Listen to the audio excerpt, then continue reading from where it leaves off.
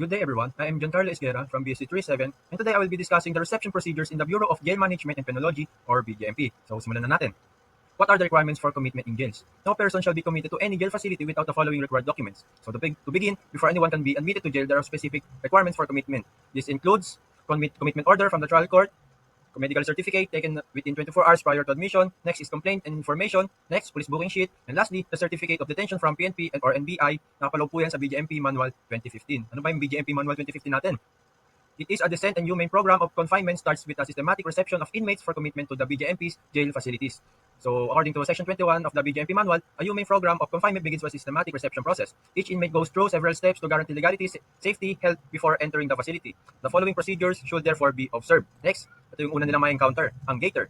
It verifies the identity and the authorization of the committing officer by reviewing credentials. Nire-review niya rin po yan. Next, it checks completeness of the following documents. Mabilanggit po kanina, yung mga commitment order, medical certificate, complaint information, police booking sheet, and also the certificate of detention from PNP or NBI. And the gator conducts search and inspection of the inmate and escort. Hindi lang basta yung inmate, pati yung escort. And it directs them to the records unit. Proceed tayo sa records unit. It reviews required documents for completeness and authenticity. And it refers inmate for physical examination by the health unit. So, proceed tayo sa health unit. Ang records unit, babalik tayo dyan mamaya pagtapos sa health unit. Next, number 3, health unit. It also verifies accuracy of the medical certificate, and it conducts a comprehensive physical examination to determine physical condition. Chine-check din po nila yan. So next, it asks probing questions to identify undiagnosed or no injuries. Natanong nila yan baka meron pang hindi na-check sa kanila na meron masakit or other injuries. So next, female inmates. So ito, female inmates must be examined by female health personnel. Strictly po yan, female to female lang. Paano naman pag male? Male inmates may be examined by either male or female personnel. If inconsistencies are found, a new medical certificate must be obtained. Yung kailangan na panibago. Delay must be recorded in the jail blotter and the court informed if beyond 24 hours. Kailangan i-inform yung court kung beyond na 24 hours. If no medical personnel are available, refer to the nearest government health facility. If no inconsistencies are found during the examination, the inmate is returned to the records unit. Babalik na tayo sa records unit. So, ayun. Records unit or the booking process. Upon receiving the inmate and documents, the officer must initiate booking and completes jail booking sheet. Next, it conducts strip search. Hanapin niya kung may mga tattoo ka ba o may mga marka, birthmarks, ganun. Next, it inputs inmate into the NIMS. And it also takes fingerprints and photographs. Nagtayin yung mga mugshot natin. Next, it records on authorized visitors. Kung sino mga kailangan pumunta, dadalawin ka. So next, it informs inmate about Article 29 of the RPC. Ito yung RA 10592. Next, and it facilitates signing of detainees manifestation. So, if the inmates refuse, the warden issues a certification under oath confirming awareness and refusal. And all documents are stored in the inmate's carpeta.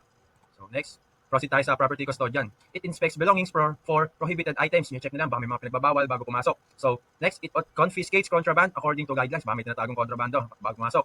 Next, it collects and records cash, personal items on a receipt form. Tinatago po nila yan. So original, inmate copy. Next, duplicate properties custodian's copy. Yung original nasa inmate pa rin, pero yung meron copy ang property custodian yan. Duplicate lang. Next, it secures all valuables in a safe vault. And it authorizes release only to permitted person. Yung binanggit kanina, yung mga permitted person lamang na yan ng inmate. And lastly, it directs inmate to the desk officer. Next, desk officer.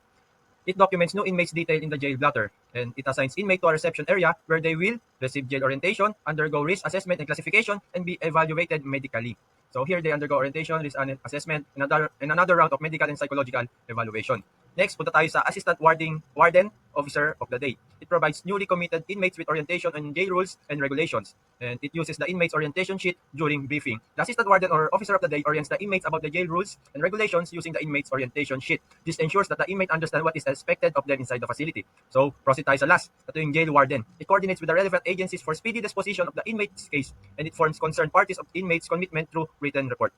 And it ensures constant coordination between the court, prosecutor's office, and paralegal officer. Lastly, it encourages sharing of non-confidential information with concerned agencies. So finally, sa jail warden, it oversees the coordination with courts, prosecutors, and other agencies to speed up the resolution of the inmate's case. They ensure that all parties are informed of the inmate's commitment and the proper documentation is maintained.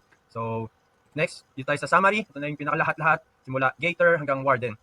So, bakit nga ba meron pang ganun? Reception procedures in BJMP ensure legitimacy of commitment documents, verification of inmates' identity and health condition, proper recording, documentation and orientation, safe custody of inmates' properties, and coordination between jail personnel and justice agencies. Ang pinaka-goal, ito ang highlight nito lahat ng discussion ko today, is to guarantee a humane, lawful, and systematic admission of inmates into the BJMP facility. So, ayun, the BJMP procedure, it ensures that every inmate is legally admitted, medically fit, properly documented, and fully oriented. It protects the rights of inmates, maintains security, and promotes a humane correctional system. Through these steps, the BJMP fulfills mission of safe, secure, and reformative jail management. And so, that's all for the reception procedures in the Bureau of Jail Management and Penology. Again, I am Giancarlo Esguerra from BSc 37, and have a great day po.